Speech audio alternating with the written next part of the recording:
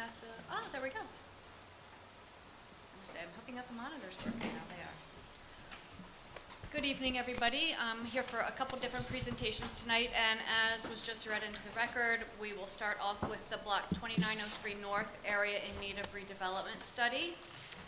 You can see on the monitors that this is kind of the end of the block of your Morrison-Stuyvesant Town Center area.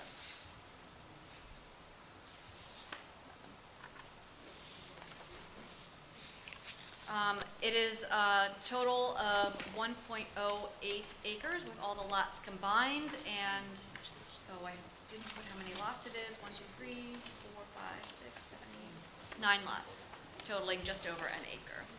It's at the southwest corner of Stuyvesant and Morris with secondary frontage on Bunnell Court, and it is adjacent to an already designated redevelopment area.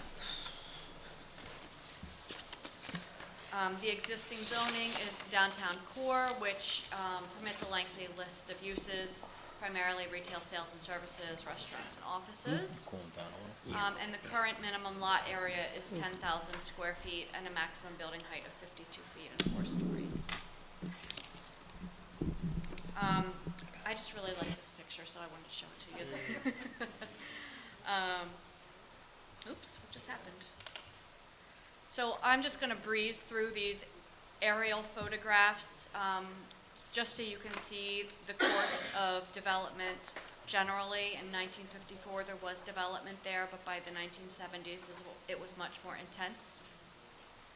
And when we get into the 2000s, we start to see the other redevelopment areas, particularly 2022. We can see that happening adjacent to the site along Bunnell Court, for example.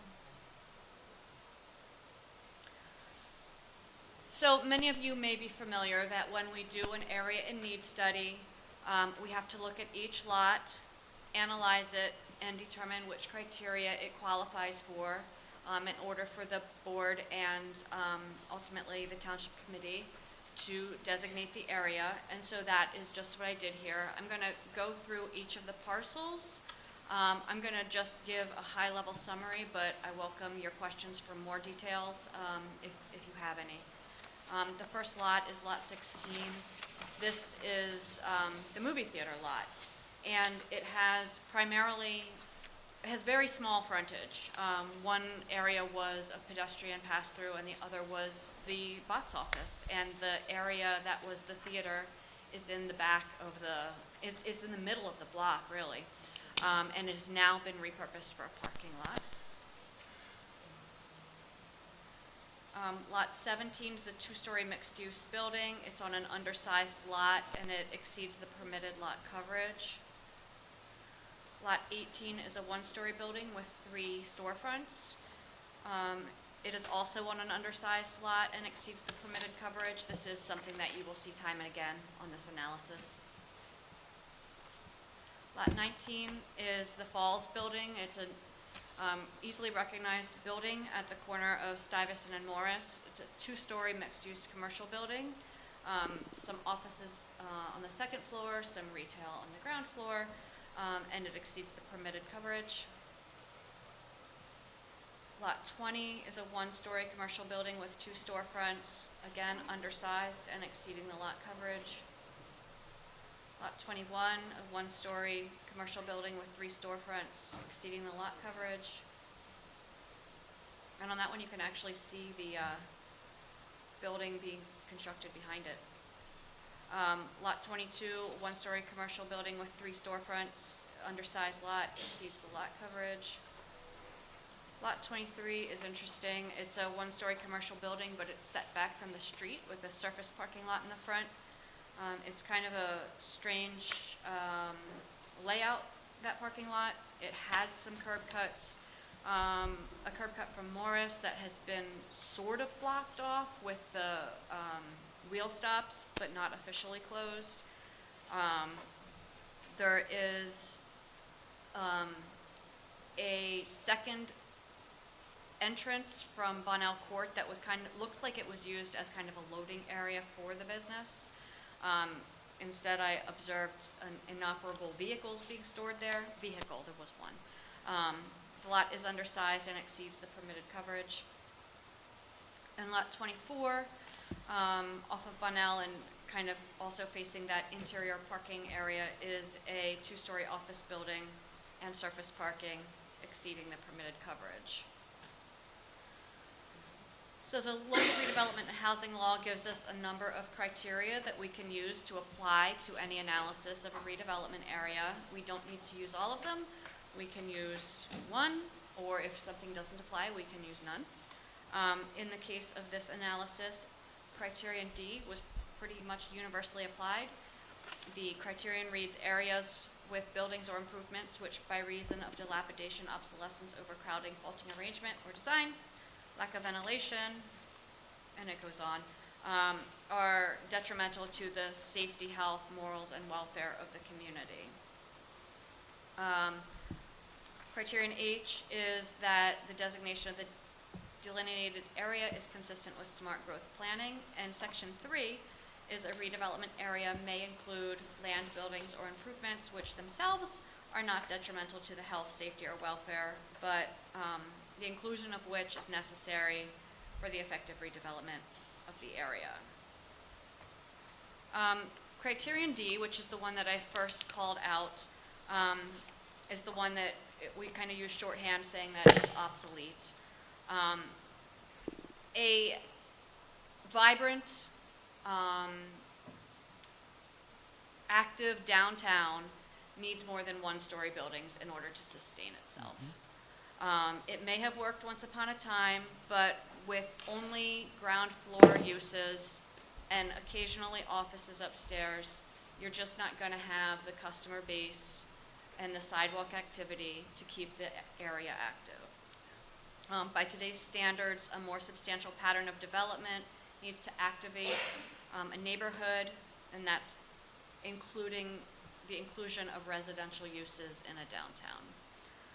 The neighborhood has seen and will continue to see limited customer traffic, and the businesses will suffer. This lack of economic activity is detrimental to the welfare of the community as a whole, both to its businesses and to its vibrancy. To the vibe it sets off, it's just not positive.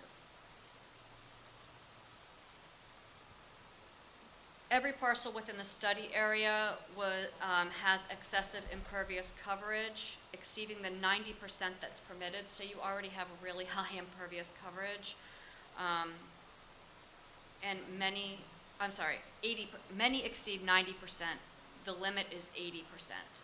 So not only are they exceeding the 80, but they're even higher. Excessive lot coverage is problematic.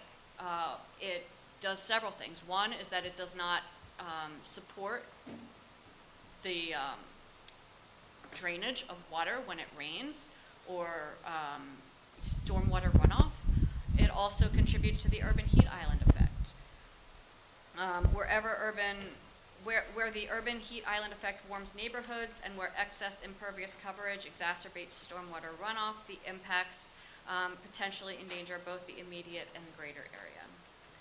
The parking arrangement on lot 23 is unstructured and disorganized, creating obsolete layout and a faulty arrangement, and it's hazardous to pedestrians and drivers. Criterion H is the smart growth criterion. The redevelopment of this site will speak to smart growth in New Jersey, where development is intended to be put in traditional centers and built at a more intense design than what would otherwise, the alternative is sprawl. So we do not want that. Lastly, section 3 is the ability to include parcels that may not themselves be detrimental, but that are important to the overall site. And I have classified the office building shown in this picture. As such, there was nothing particularly wrong with the site.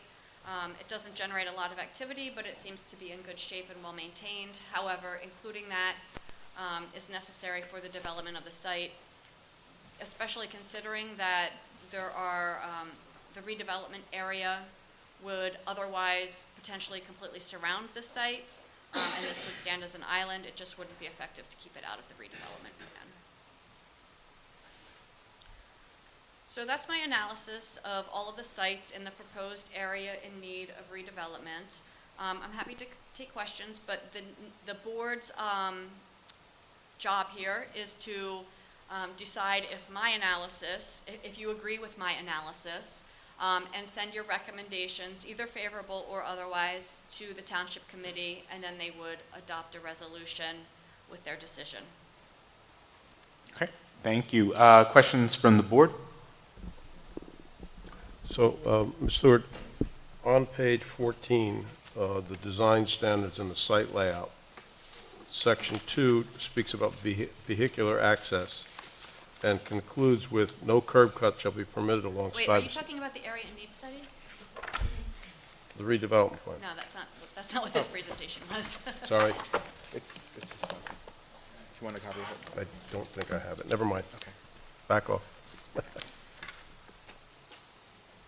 I'm a dog with a bone. Any other questions from the board?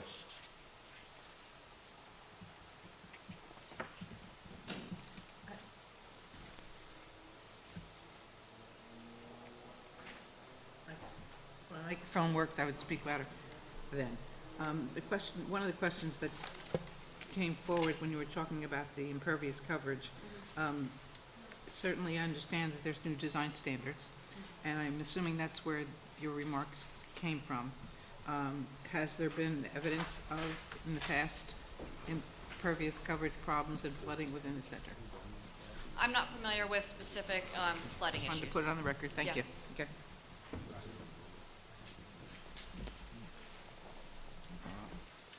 Any other questions from the board? Questions from the public? Okay, hearing none. Can I get a motion to concur with the findings of the study to deem the area in need of development and refer this back to the Township Committee for final adoption? So moved. Moved by Mr. Cohan. Is there a second? Second. Seconded by Mr. Frayne. Roll call, please.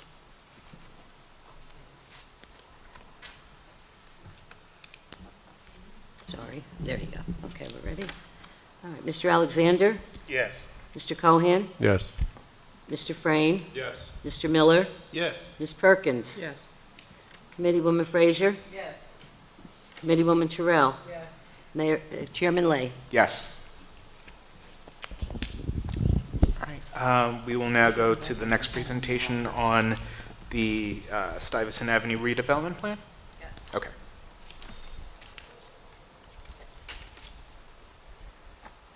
So now that 10 seconds ago, you found the area in need of redevelopment to qualify, and assuming that the Township Committee concurs, they would be able to consider and adopt a redevelopment plan for that area.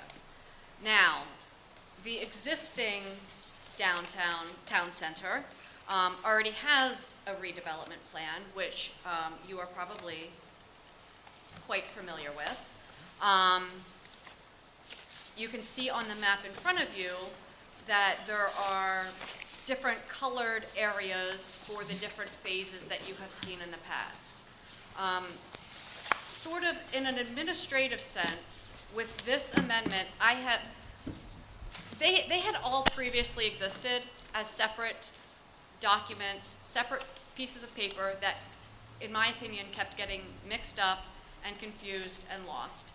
And so I have, as part of this amendment, combined them into one document without changing the content of any of them, but just putting them all in one place so that administratively it should be easier to deal with. So if this document looks different to you, that is why. But I have, throughout the document, noted all of the changed text in red font if you are lucky enough to have a color printout. If not, I can provide you one on PDF, or you can, in the meantime, hopefully take my word for it. The area on the map that is circled at the corner of Stuyvesant and Morris is the area that we just spoke about for the area in need study. As I mentioned at that time, it's 9 parcels, just over an acre, and it's adjacent, as you can see here, to other redevelopment plans that are already working to revitalize your town center.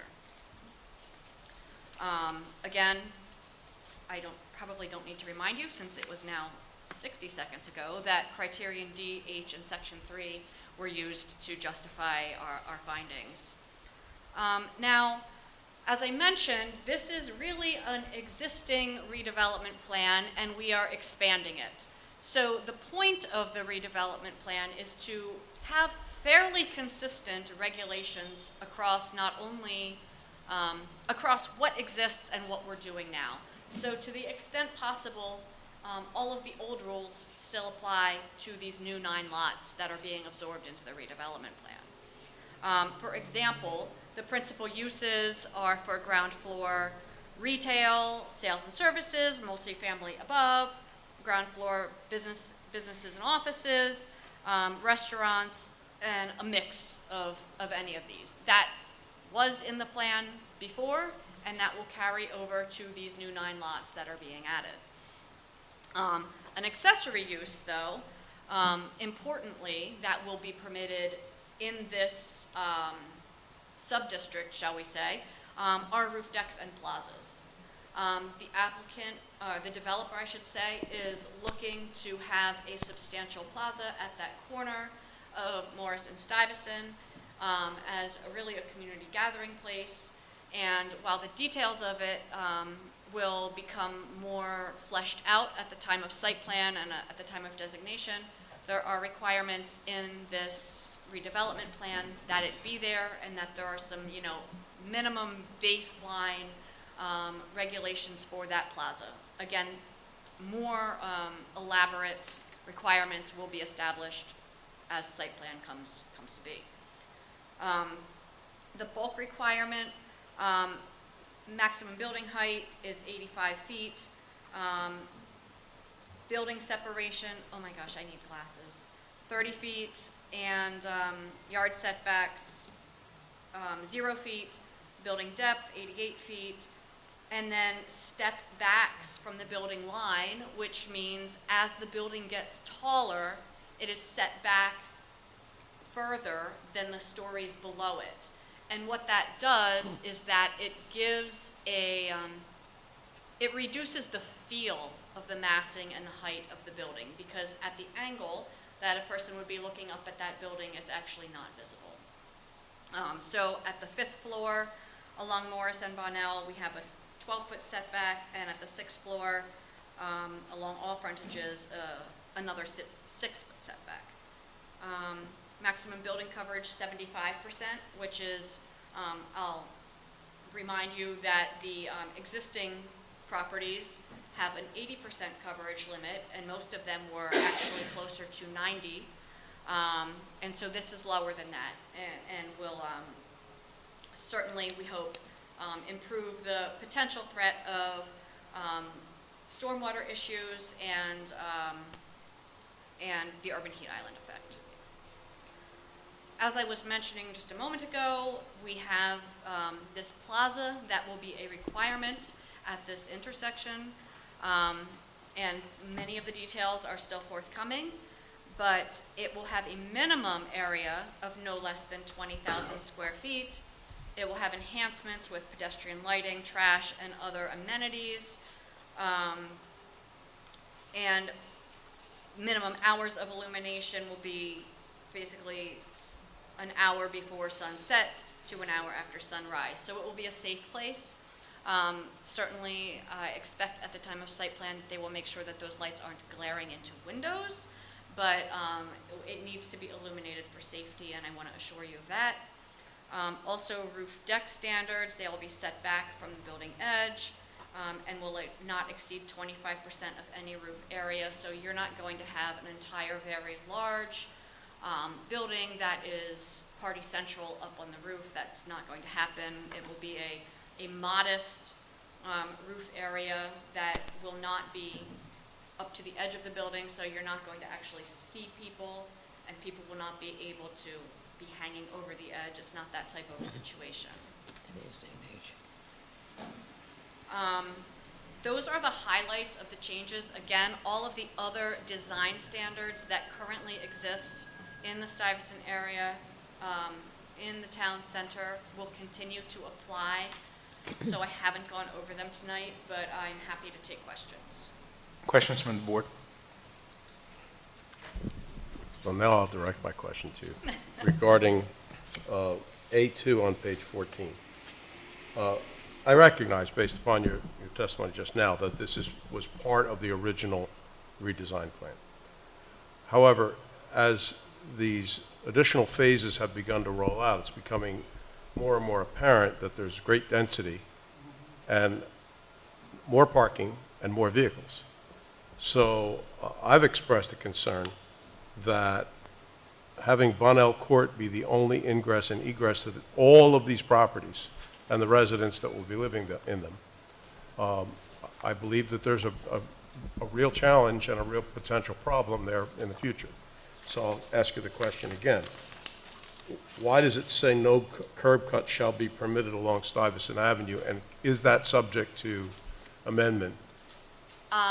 It says that because, I will say best practices are that you don't want curb cuts in a town center where our priority is intended to be walkability, pedestrians, and having conflict, which is what we call when a car is crossing a sidewalk, is just not safe and not ideal. It's also kind of a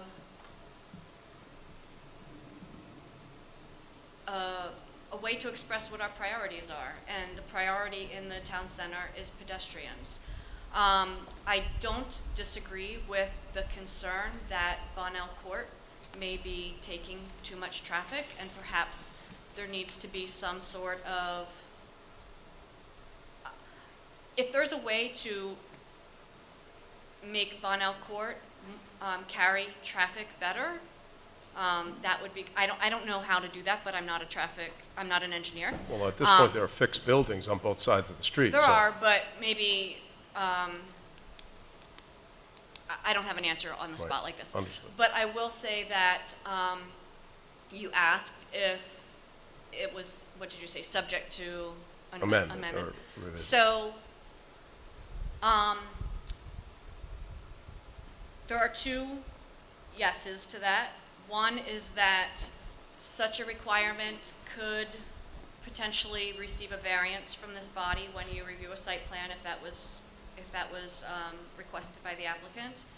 And the other is that redevelopment plans can always be amended at the approval of the township committee. So if they were in favor of modifying that requirement, this redevelopment plan could certainly be opened up to make that change at a date in the future.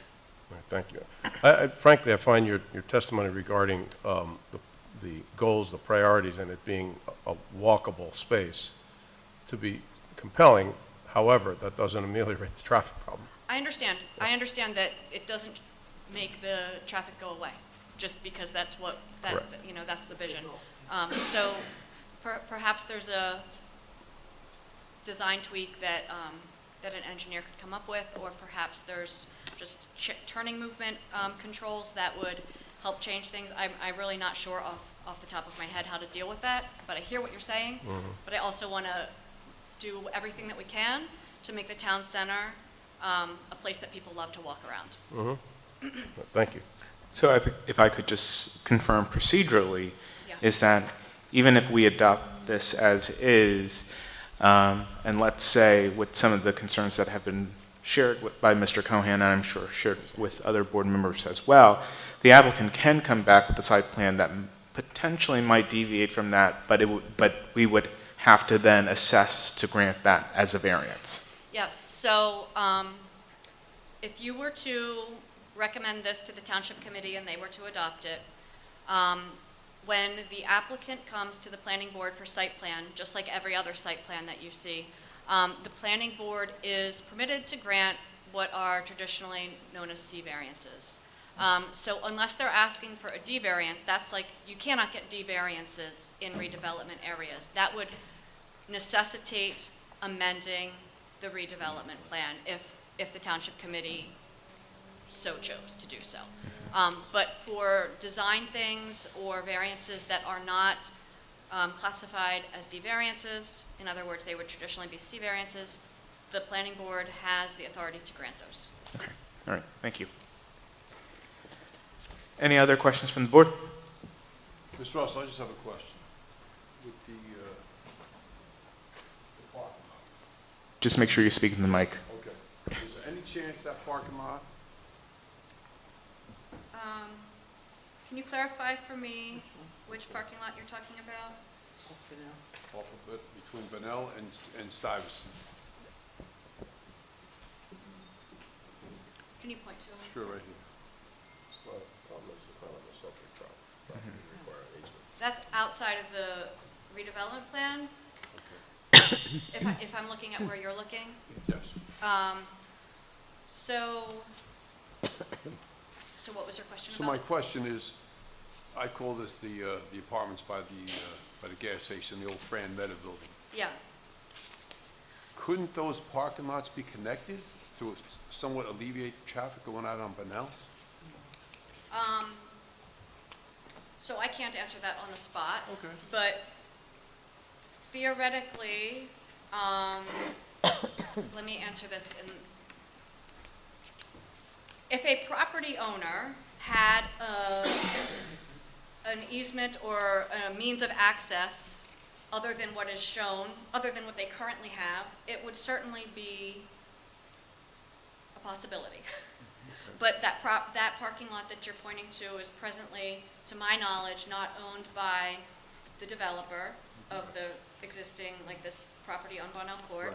Right. But if there was a way for them to acquire it, and if the turning movements and the traffic movements and the circulation all made sense, like theoretically, sure, Right. That's my question. yeah. Okay, thank you. Mrs. Perkins, do you have a question? Okay. One quick question.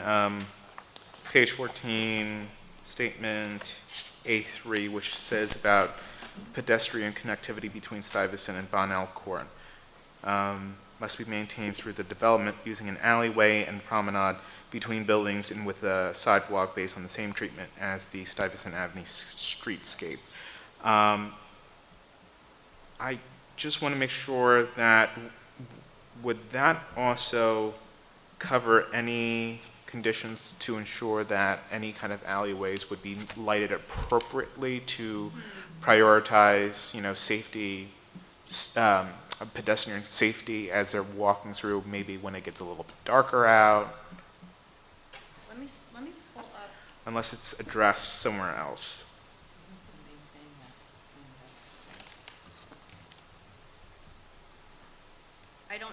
I do understand the question, I don't specifically remember.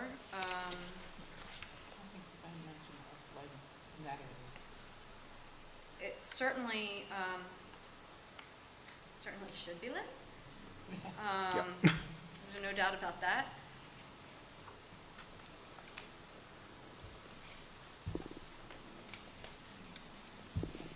Item J, page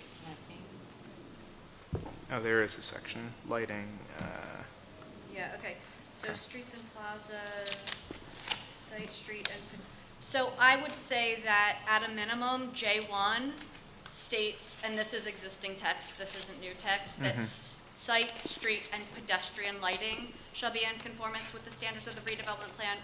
Pedestrian walkway through between Stuyvesant and Bonnell would certainly count as pedestrian lighting. okay. I would also say that if there's, in the unlikely event that a developer, that would not be obviously necessary to a developer, the board could certainly raise that at the time of site plan and insist upon it. Do it. Great, thank you. My other question, and again, I'm not exactly sure if it's addressed either in design standards or somewhere else, but with a redevelopment plan that would introduce more units and definitely would provide more density in that area, and more uses in that area, you would think, any kind of noise that would be generated. Is there anything within the plan that would ensure that whatever developments would be built there would be built in a way to reduce any kind of noise pollution that would affect either the residents that would potentially live in that area or the businesses or so forth? Let me see.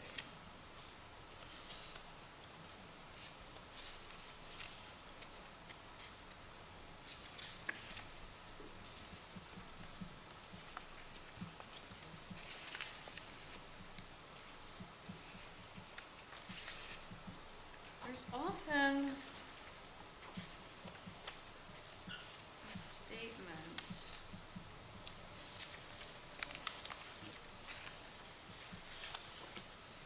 There's no sound. Yeah, there's often a statement to that effect. I'm not seeing it somehow in this one, but I would sort of hope to alleviate your fears by saying that that would also be rolled into a redeveloper's agreement.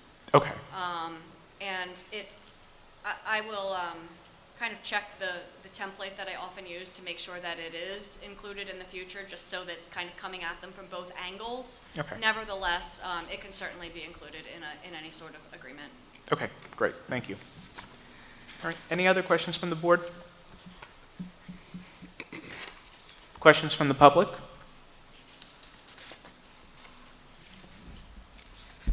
Okay, can I get a motion to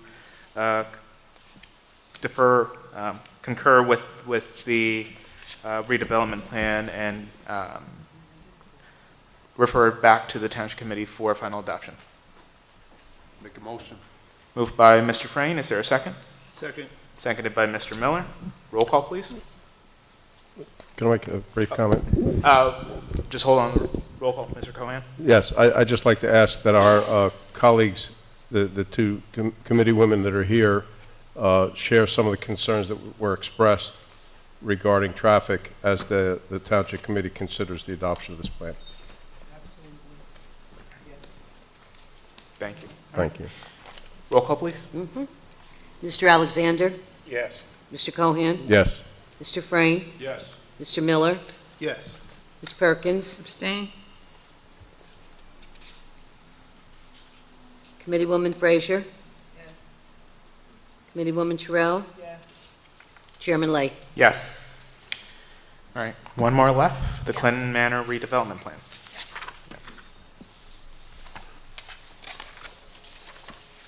Okay, so, I don't know, a year or so, maybe two ago, you had adopted the Clinton Manor redevelopment plan. This was, as this picture on my screen suggests, the former Clinton Manor Hotel. At the time of the original redevelopment plan, there were big dreams of it becoming a new hotel with also on the site a cannabis business. That has not panned out, and so what I am going to show you this evening are some changes to allow for different use of that site. To orient you, this is along Route 22, right near the municipal border. It's identified as Block 3402, Lot 201. It's 4.3 acres. And it was back in 2020 that this was determined to be an area in need of redevelopment. And yes, the redevelopment plan that I just mentioned was from 2023. The site, I will mention, has been demolished in the recent past, so the former eyesore is gone.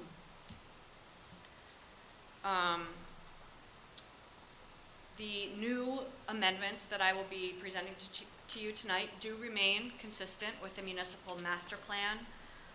We need to show that when significant change, when we have a new redevelopment plan or significant changes are taking place. For example, the one that we just did moments ago did not really have any significant changes. That was really just adding properties. So this one has the goal of supporting desirable non-residential development, identify zoning ordinance improvements that can respond to changing economies and market demands, the goal of establishing realistic, market-driven, and financially feasible redevelopment plans, encouraging the improvement of properties in disrepair, encouraging sustainability and resilience, inclusive of EV charging.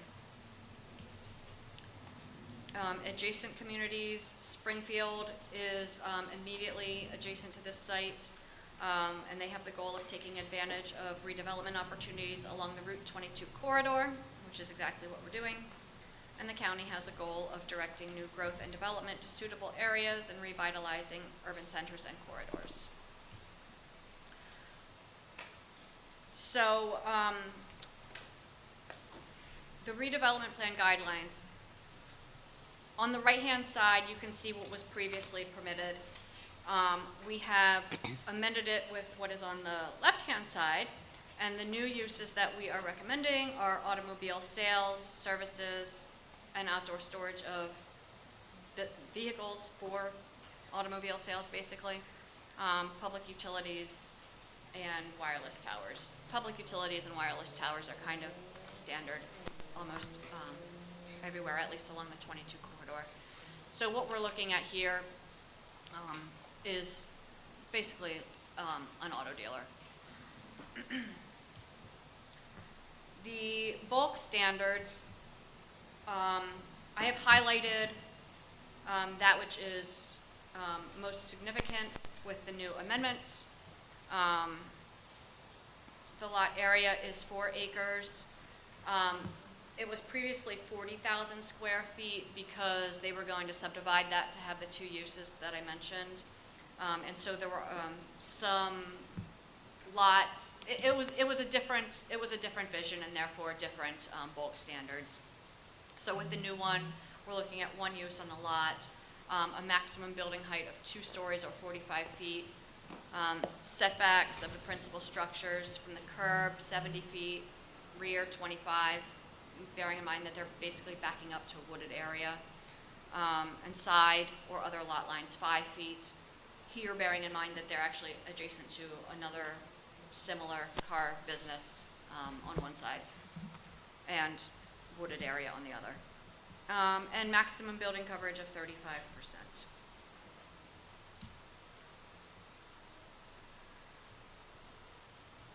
The parking will be required at a rate of 1 per 500 square feet of showroom and office area and 3 per service bay. The site plans will need to demonstrate that the loading areas will not obstruct site circulation, and they will be allowed to phase the development. They will need to show that sort of information when they come to the planning board for site plan approval, but it's possible that, not, the entire project may potentially not happen all at once. They may have temporary vehicle storage on there as a building is getting built or something to that effect. And this does, accommodate that. Signage refers to the existing code. We're not changing anything. And we did create some language that says display vehicles shall not be located closer than 18 feet to the Route 22 curb line. A lot of times, and this is a problem that has been identified along Route 22, is that those display vehicles, while we understand that the dealers want to show you what you can get there, it's really up along the road and can be distracting or confusing to people driving. Like, is that car, especially when they're at ground level, it's a little bit less confusing when they're raised, but like, is that car merging onto this road or is it there for display? So we're trying to control for that a little bit. That's really the gist of it. Again, this is an amendment to an existing redevelopment plan, but with a whole new vision of what can go there after the last, potential developer didn't work out. So I'm happy to take questions on this, but the big picture is that we're looking at a car dealer. Questions from the board? Mr. Russell, will they be doing any type of development in the back with regards to the, No, it's On the expected river? that the back will be storage for a vehicle inventory. I mean, to prevent Oh. the river rising? Will it be- Oh, well, that's, the property back there is owned by, the county. County. Yeah, so, I mean, this property owner is really not even supposed to be accessing back there. Okay. Okay, Yeah. thank you.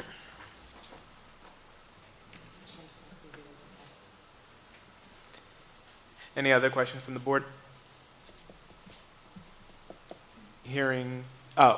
Question from the public? Hearing none, can I get a motion to concur with the findings concur with the redevelopment plan for Clinton Manor and refer it back to the Township Committee for final So moved. adoption? Moved by Mr. Cohan, seconded? Second. Seconded by Mr. Frame. Roll call, please. Mr. Alexander? Yes. Mr. Cohan? Yes. Mr. Frame? Yes. Mr. Miller? Yes. Ms. Perkins? Yes. Committeewoman Frazier? Yes. Committeewoman Terrell? Yes. Chairman Lay? Yes. Thank you. Thank you, everybody. Have a good evening. You too. All right, under new business, we're actually going to hear one application, but there are two others that just need to carry over. So I'm just going to switch around the agenda just to get those two carried over. Can the representative for 811 Chestnut?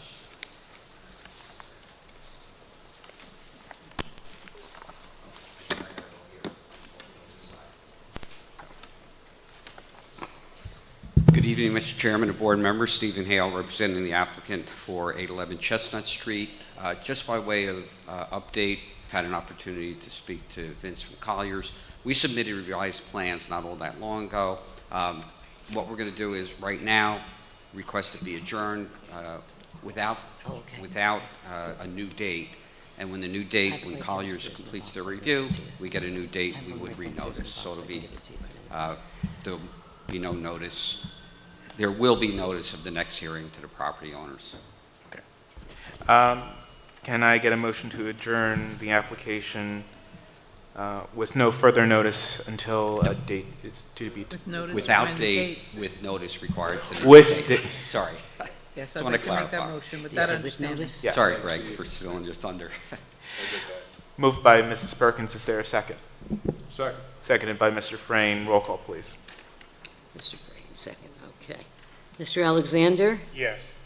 Mr. Cohan? Yes. Mr. Frame? Yes. Mr. Miller? Yes. Ms. Perkins? Yes, and I'd like to clarify in case my verbiage wasn't clear, I did not say without notice, I said with that notice. Thank you. Thank you. My vote is yes. Committeewoman Frazier? Yes. Committeewoman Terrell? Yes. Chairman Lay? Yes.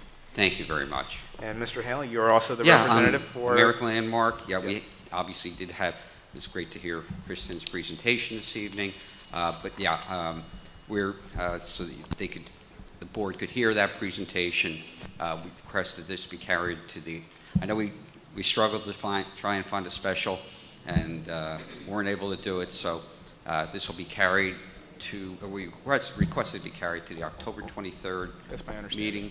meeting, with no further notice required. Okay. Can I get a motion to carry over application 2025-11 to October 23rd with no further notice? So moved. Moved by Mr. Cohan. Is there a second? Second. Seconded by Mr. Alexander. Roll call, please. Mr. Alexander? Yes. Mr. Cohan? Yes. Mr. Frame? Yes. Miller? Yes. Ms. Perkins? Yes. Committeewoman Frazier? Yes. Committeewoman Terrell? Yes. Chairman Lay? Yes. Great, thank you so much and have a great night, and thanks Thank- for taking your time during the conference session. Thank you very much, Mr. Hale. Hope the air works. All right, last in new business is application 2025-18, Diane Atwell. May the representative please come forth?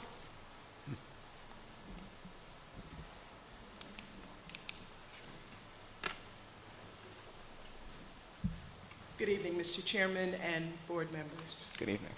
I am Diane Atwell. I come before you tonight in hopes of obtaining a subdivision for 17 Astoria Place. Ms. Atwell, would you raise your right hand?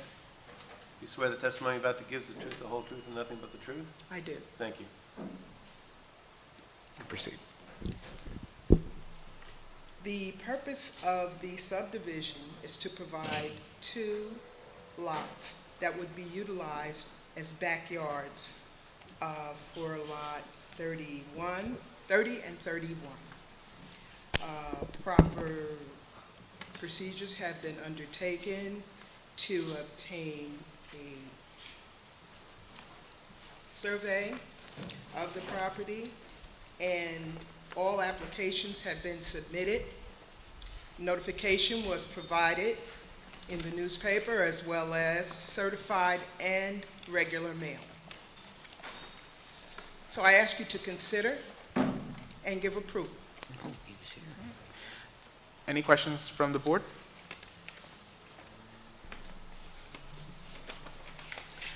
I just want to cite from the engineer's letter, and if you could just confirm that on your end. The engineer's letter just says in 2.1 that the intent of this minor subdivision and lot line adjustment is to provide larger backyards for the existing lots on Ohio Street. No additional primary buildings are intended to be constructed on these pieces being offered to sale. That is correct. Okay. Any other questions from the board? Chairman. Yes. Ms. Atwell, do you have informal agreements with your neighbors for the purchase of these lots? Yes, I do. They're actually here. Okay, thank you. Any further questions? Questions from the public? Yeah. You would need to approach, I guess, this mic here. We'll just need your name and address for the record. And then just the question to Mrs. Atwell. My name is Cheryl Walker, and I live at 269 Oregon Street in Vauxhall. I just wanted to ask, for those 2 lots that you are asking to purchase or utilize, or are you just moving your backyard back further? No, my backyard is 382 feet straight back. The properties that run along Ohio Street, my property is approximately 6 houses deep. Yes. The backyards of those houses, they don't exist. They may have 10, 15 feet. That's all they have.